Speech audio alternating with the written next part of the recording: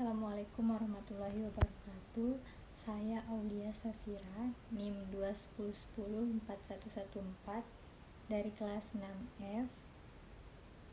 Jadi video ini saya buat sebagai tugas ujian akhir semester mata kuliah evaluasi pembelajaran biologi yang diampu oleh Bapak Yusuf MPD. Jadi langsung saja saya di sini akan sedikit menjelaskan materi dari mata kuliah ini. Yang pertama yaitu tentang analisis butir soal. Jadi tujuan dari menganalisis butir soal ini yang pertama yaitu mengkaji dan menelaah setiap butir soal agar diperoleh soal yang bermutu. Yang kedua yaitu meningkatkan mutu tes melalui revisi atau membuang soal yang tidak efektif. Yang ketiga yaitu mengidentifikasi kekurangan-kekurangan dalam tes atau dalam pembelajaran. Yang keempat yaitu menentukan soal-soal yang cacat atau tidak berfungsi penggunaannya. Yang kelima yaitu meningkatkan mutu butir soal. Dan yang keenam yaitu meningkatkan mutu pembelajaran. Kemudian ada analisis kualitatif. Jadi, analisis kualitatif adalah analisis atau penelaahan butir soal, tes tertulis, perbuatan ataupun sikap sebelum soal tersebut digunakan atau diuji.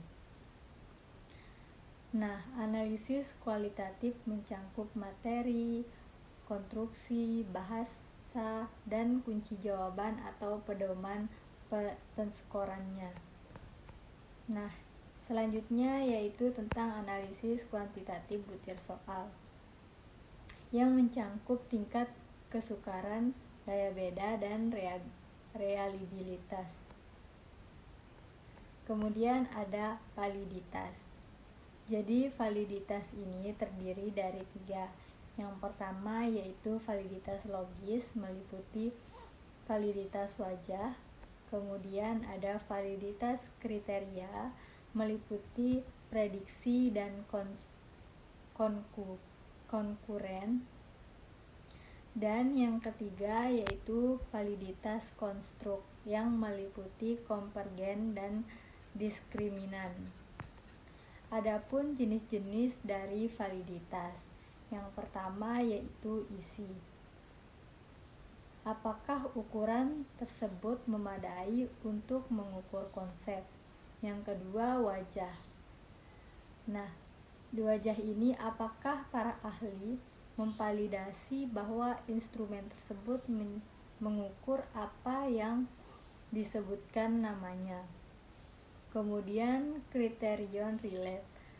Apakah ukuran tersebut membedakan dengan cara yang membantu memprediksi variabel kriteria saat ini? Yang keempat yaitu konkuren. Apakah ukuran tersebut membedakan dengan cara yang membantu memprediksi variabel kriteria saat ini? Yang kelima yaitu prediktif. Apakah ukuran tersebut membedakan individu dengan cara yang membantu memprediksi kriteria masa depan? Kemudian ada konvergen. Apakah dua instrumen yang mengukur konsep tersebut berkolerasi tinggi? Dan yang terakhir yaitu diskriminan.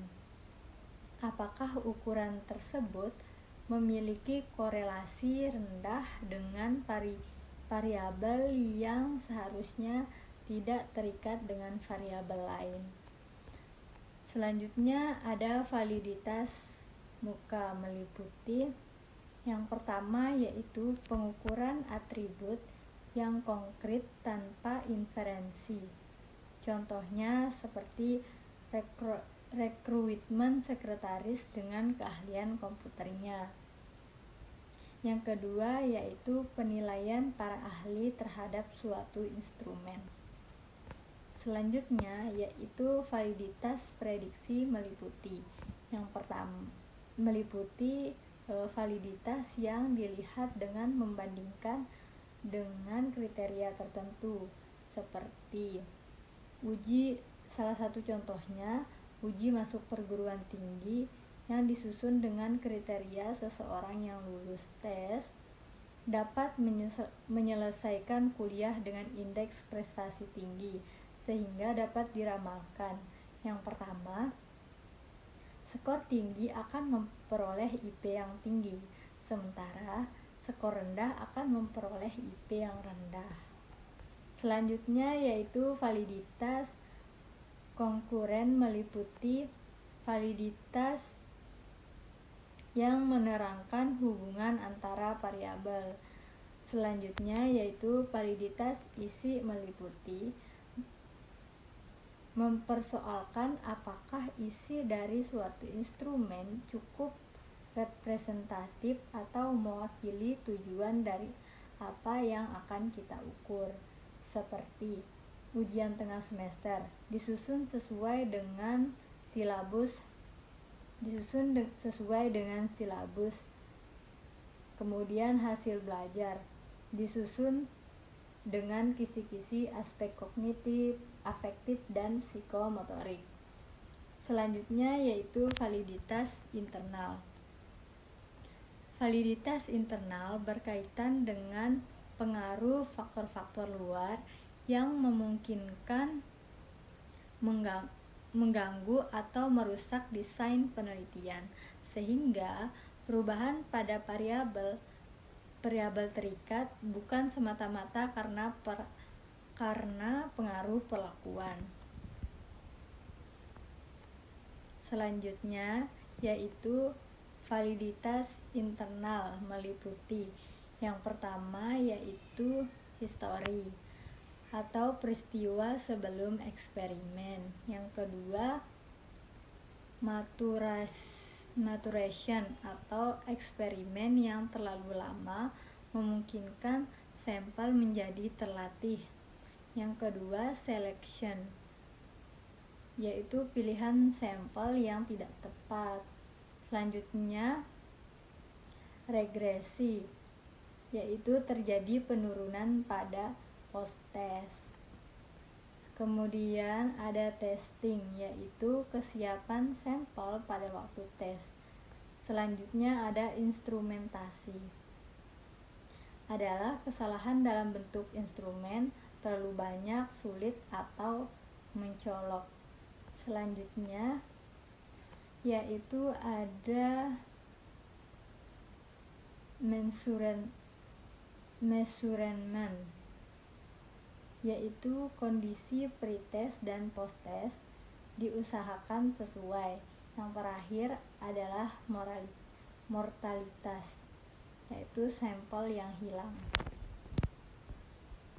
Jadi cara untuk pengontrolannya yaitu ada eliminate variable, kemudian ada randominasi, yang ketiga ada matching, yang keempat ada analisis statistika. Selanjutnya ada proses validitas instrumen. Ada 2 tahapan validasi instrumen, baik itu soal tes, angket, pedoman observasi, dan lain-lain. Yang pertama yaitu ada validitas pakar. Yang kedua yaitu ada validitas lapangan. Jadi validitas pakar menggambarkan atau membuat instrumen, yaitu kisi-kisi instrumen dan naskah instrumen itu sendiri, yaitu membuat lembar validasi dan membawa ketiga jenis berkas tersebut ke validator atau ahli. Kemudian kisi-kisi instrumen. Yang ketiga yaitu instrumennya, seperti soal, angket, dan lain-lain. Yang ketiga yaitu lembar validasi, yaitu tempat validator menilai dan memberi komentar seperti jumlah validatornya itu ada 2-7 orang. Pekerjaan validator yaitu mencentang atau memberi skor pada setiap item atau butir instrumen yang dinilai pada lembar validasi, serta memberi komentar pada bagian keterangannya. Selanjutnya, metode validasi atau metode analisis hasil. Nah, selanjutnya yaitu validitas pakar yang terdiri dari 2, yaitu metode Gregory, yaitu menggunakan 2 pakar, dan metode Laucy menggunakan minimal 5 pakar. Jadi, metode validitas Gregory ini merupakan validitas isi menunjukkan sejauh mana pertanyaan, tugas atau butir dalam suatu tes atau instrumen mampu mewakili secara keseluruhan dan proporsional perilaku sampel yang dikenai perlakuan tersebut.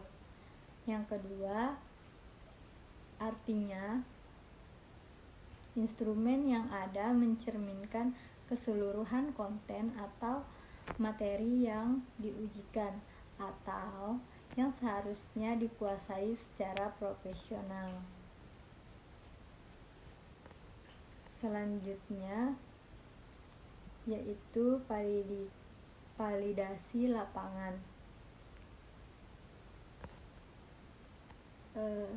Seperti menguji coba instrumen, seperti soal, angket, dan lain-lain ke subjek yang bukan subjek penelitian.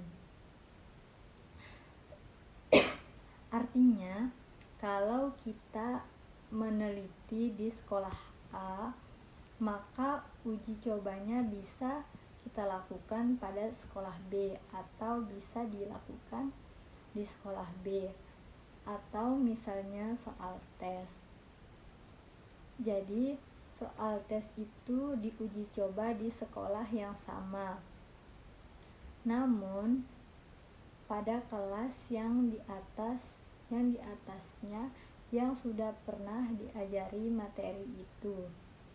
Kemudian, jumlah subjek atau responden 20 ke atas dan sebaiknya lebih banyak. Jadi, pada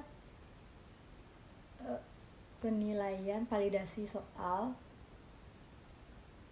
yang telah dibuat oleh guru atau